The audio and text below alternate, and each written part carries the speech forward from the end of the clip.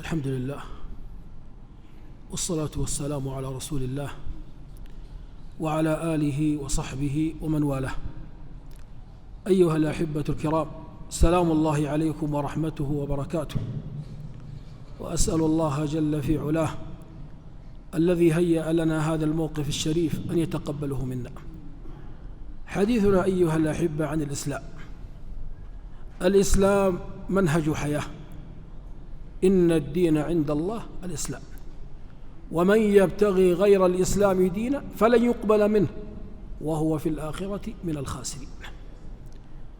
يقول أحد المشايخ: أسلم شاب وجد كتاب من كتب الإسلام يدعو إلى الإسلام، فلما قرأه استنار قلبه بنور هذا الدين فدخل في دين الله جل وعلا.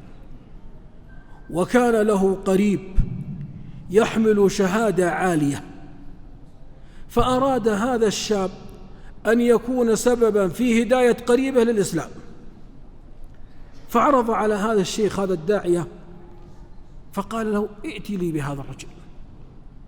يقول: فجاءني هذا الرجل، هذا العالم عنده علم من علوم الدنيا آتاه الله جل وعلا. يقول: فاجتمعت أنا وإياه فقلت له: دعني أحدثك لمدة 20 دقيقة عن الإسلام، ثم بعد ذلك قل ما شئت. يقول: فتكلمت معه 20 دقيقة، فلما انتهيت قال: هذا منهج حياة، هذا الدين منهج حياة. وهنا يا إخواني علينا أن نفهم كمسلمين أن هذا الدين إنما هو يصلح لحياتنا كلها، لأن من المشاكل العظام أننا أحيانا نجعل الدين في المسجد. يأتي إلى المسجد ما شاء الله، ما تسمع منه إلا خير، تراه مسبحا مهللا قارئا للقرآن فاعلا للخيرات، ثم إذا خارج المسجد كأنه شخص آخر.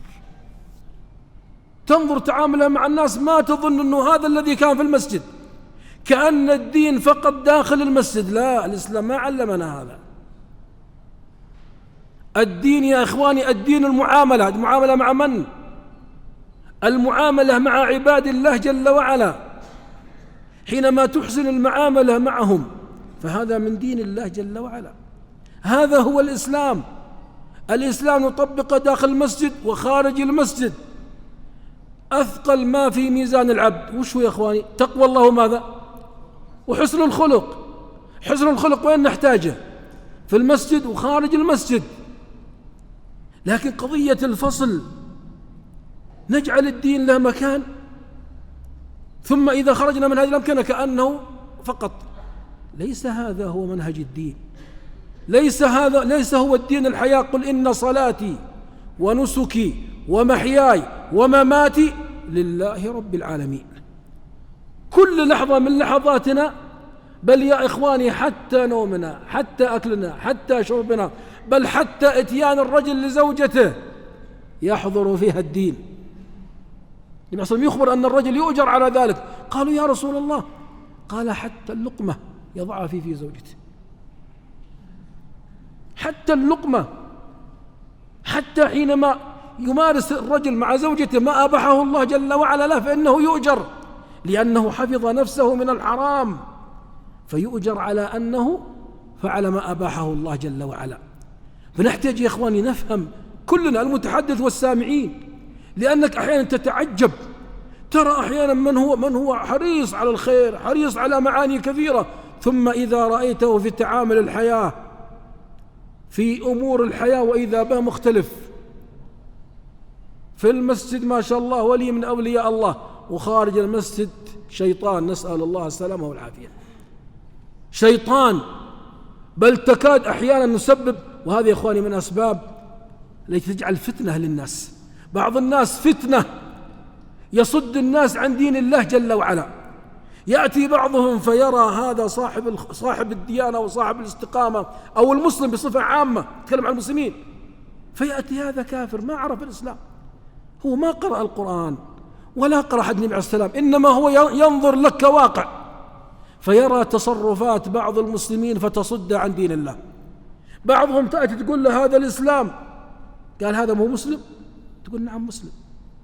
كان لو كان ما أرى أثر الإسلام عليه، ما أرى أثر الإسلام، أراه يكذب، أراه أحيانا قد يزور، أراه أحيانا قد تجد في قلبه حقد، قد يأتيني أسمعه يتكلم على صاحبه وعلى رفيقه بالحقد وأشعر أنه كأنه عدو له، ما كأنه أخوه المسلم.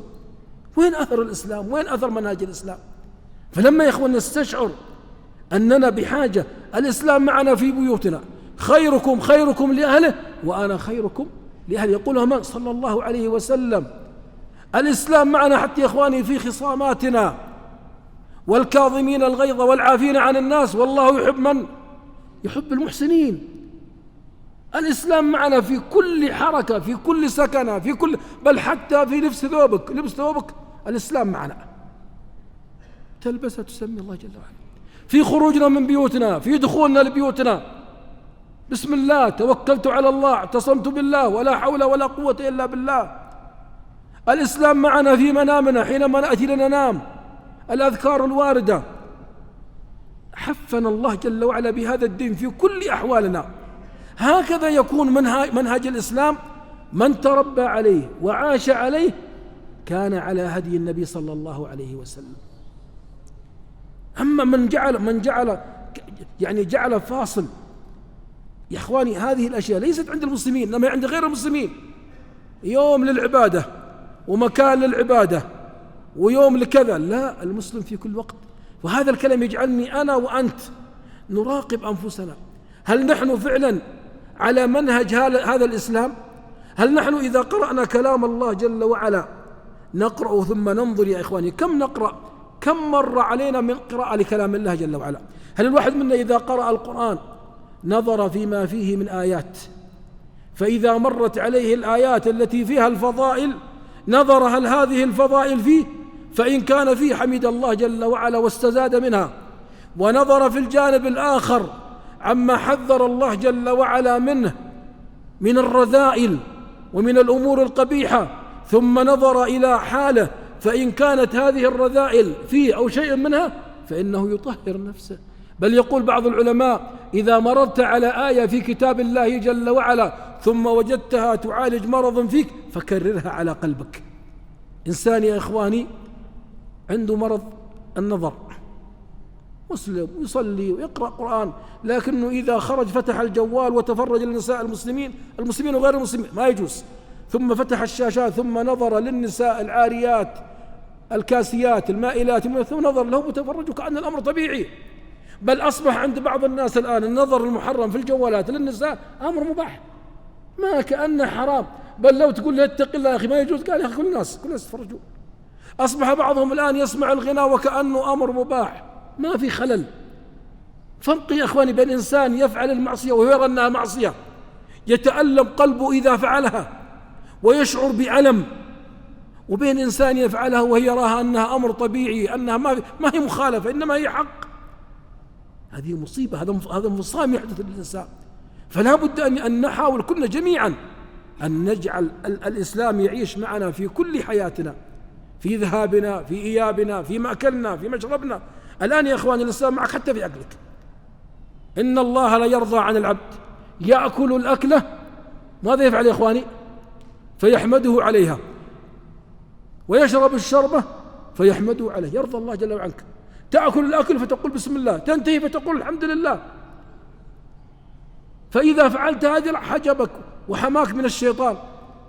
تأتي إلى بيتك فتقول بسم الله فما يجد الشيطان مأوى.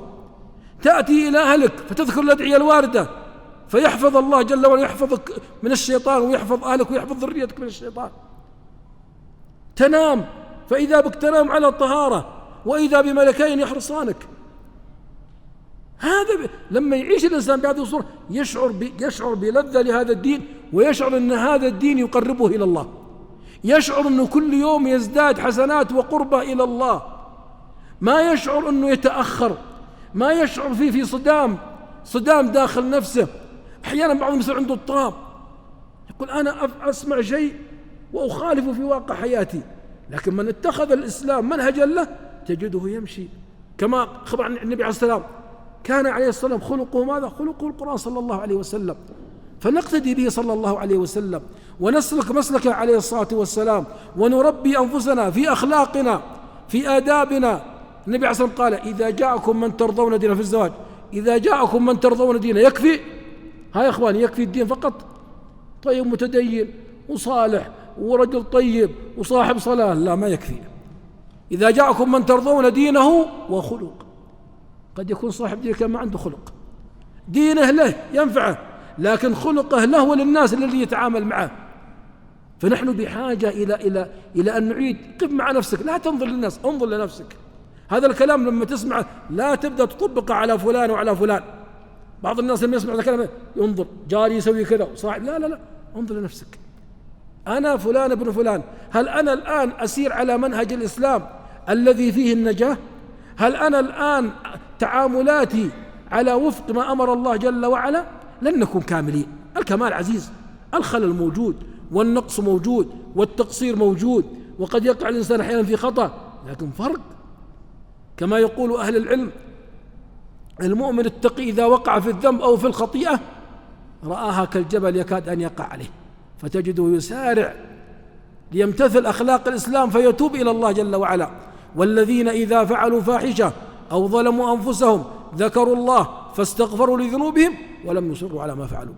هذا الذي اتخذ الإسلام منهج له، يعرف أني قد أقع في الخطأ، لكن هذا الإسلام فتح لي باب لأعود إلى الله، لأتوب إلى الله. أما الذي ما جعل له منهج، جعل الإسلام فقط أصلي المعاصي ما هو لازم أتوب منها أو ما تضرني أو أمر هذا واقع الحياة. بل بعضهم يتحجج يقول: يا أخي كل واقع كذا. لا والله، الأمة فيها خير والناس فيهم خير، وكثير من يطبق منهج الإسلام، كثير من تراه في الخارج كما هو في داخل المسجد، كثير من تراه الحمد لله على خلق. كذلك منهج الإسلام يا إخواني يكون الإنسان في ظاهرة وفي باطنه سواء. الله جل وعلا مطلع، الله جل يعلم ماذا في سريرتي. إن يعلم الله في قلوبكم خير يؤتكم خيرا مما أخذ منكم.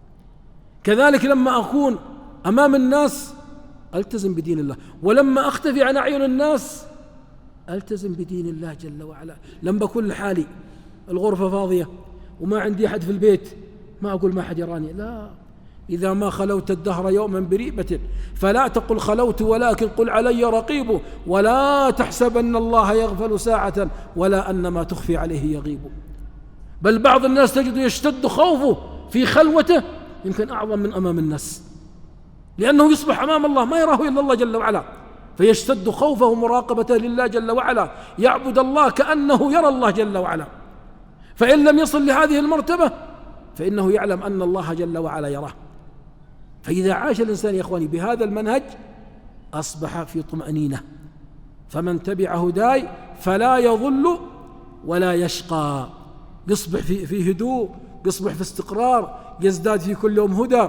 والذين اهتدوا زادهم هدى وآتاهم تقواهم، يزداد كل يوم قرب إلى الله سبحانه وتعالى. فنسأل الله أن يلزمني وإياكم منهج هذا الدين العظيم، وأن يجعلني وإياكم من الصادقين. يا أيها الذين آمنوا اتقوا الله وكونوا مع الصادقين. الله يجعلنا من الصادقين فيما بيننا وبين الله، ومن الصادقين بيننا وبين أنفسنا وبيننا وبين الناس. فإذا كنا على هذا المنهج العظيم رفع الله جل وعلا درجاتنا، وأعلى الله جل وعلا منازلنا، وجعل يا إخواني لنا أثر في واقع حياتنا، جعلنا يا إخواني قدوات. قد يراك إنسان وأنت تمتثل أمر الله جل وعلا وأنت ما تدري عنه، فقد يهتدي إلى دين الله ويكون ميزان حسناتك. يقول أحدهم: كنت أرى أحد المشايخ يخرج إلى السوق، يقول فأراه يغض بصره، يقول أنا أشوفها صعبة، يقول فسألت قلت يا شيخ كيف؟ يقول بدأ يحدثني عن غض البصر، وأن الذي يغض بصره سيجد ألم لكن يجد بعدها حلاوة. يقول فلما غضت بصري وجدت هذه الحلاوة وحفظت بصري عنه. هذا منهج حياة في كل شيء، منهج الإسلام في سمعنا، في بصرنا، في جميع جوارحنا، في يدك، في قدمك، في كل أمر من أمور حياتك. فإذا أصبحت عبدا لله جل وعلا أصبحت ولي من أولياء الله. من عادى لي وليا فقد آذنته بالحرب. ولا يزال عبد تقرب إليه بالنوافل، ما تقرب إليه بشيء أحب إليه مما افترضت عليه، ولا يزال عبد تقرب إليه بالنوافل حتى أحبه. فإذا أحببت كنت سمعه الذي يسمع به وبصره وقدمه. ما معنى هذا الكلام؟ معناه أن الله جل وعلا يجعلك ما تسمع إلا ما يرضيه، ولا تنظر إلا فيما يرضيه، ولا تبطش إلا فيما يرضيه، ولا تمشي إلا فيما يرضيه، فتصبح عبدا خالصا لله جل وعلا. اللهم اجعلنا من عبادك المخلصين، اللهم اجعلنا من عبادك المخلصين، اللهم اجعلنا من عبادك المخلصين. اللهم إنا نسألك صلاحا في قلوبنا، اللهم إنا نسألك صلاحا في قلوبنا. اللهم إنك قد حفظتنا في هذه البلاد بهذا الأمن والأمان وهذا الاستقرار وجمع الكلمة ووحدة الصف. اللهم أعنا على شكر هذه النعم، اللهم أعنا على شكر هذه النعم. اللهم وفقنا وولي أمرنا، وفقنا وإياه لما تحبه وترضاه، وادفع عنا وعنه ما تكره وتأباه. اللهم انصر جنودنا المرابطين، اللهم كن لهم معينا ونصيرا. اللهم احفظ المسلمين في مشارق الأرض ومغاربها، اللهم احفظ المسلمين في مشارق الأرض ومغاربها. اللهم اجعل لنا وإياهم من كل هم فرجا ومن كل ضيق مخرجا. تم الكلام وربنا المحمود، وله المكارم والعلا والجود. ثم الصلاة على النبي عليه الصلاة والسلام، ما طار قمر وأورق عود. وجزاكم الله خير وبارك الله فيكم. جمعية الدعوة والإرشاد وتوعية الجاليات بأبها، بالدعوة نحيا.